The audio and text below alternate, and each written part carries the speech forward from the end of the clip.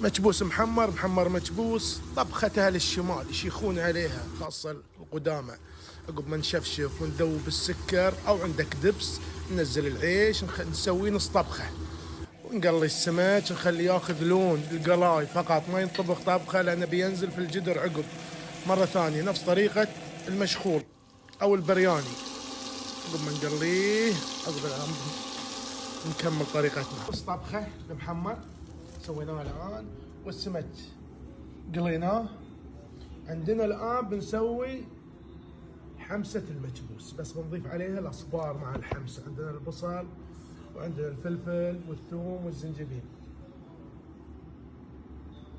ننزل البصل،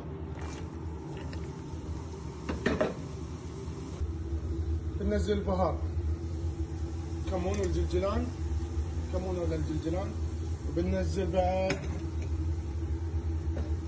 الابزار مشكل، وبننزل الكركم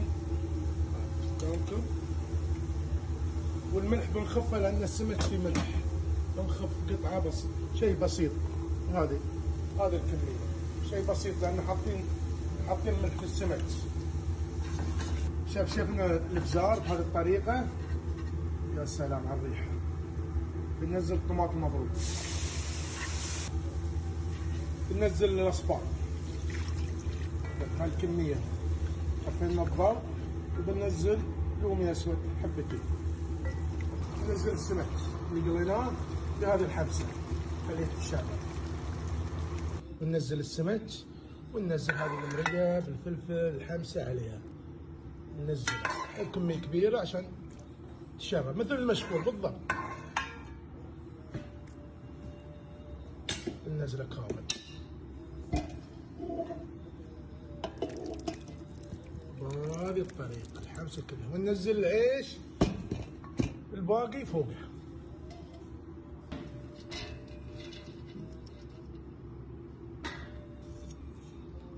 ونحط شويه ماء عشان ما ينشف العيش.